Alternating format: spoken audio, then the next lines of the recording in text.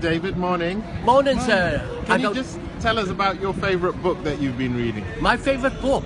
Well, it goes back 5 years and it's a great book and everybody should have one on their bookshelf. What is it? No, it's not that one, it's the Quran.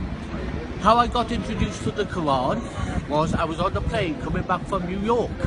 Yeah, that's over that way. Oh no, it's not. It's over that way. And the thing is, believe it or not, really, this guy was reading a book. He left it on the seat when he got off the plane like me. And you know what? I chased after this guy and said to him, "Hey, mister, you left your book." He said, "No, you keep it." I said, "Well, okay." So I kept it. And then I was waiting in the airport lounge in Heathrow. And what happened? I started to cry when I read the Quran. So I put the book down. I was happy. I was still the same. And then I picked it up again. I started to cry. And then I got a taxi to my brother's in London. And then what happened? I told him about the Quran that had made me cry.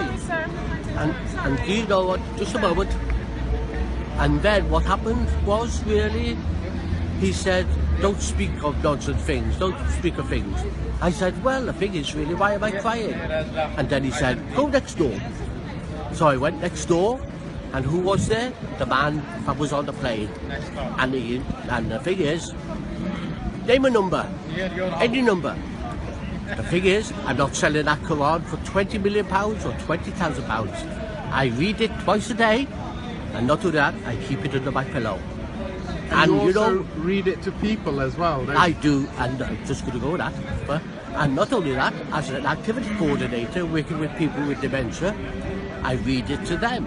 And the thing is, they ask me questions, I don't know all the answers, but I know there's one thing in the Quran. What is it? Truth.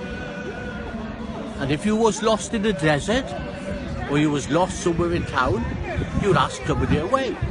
What's the Quran? It's a map for life.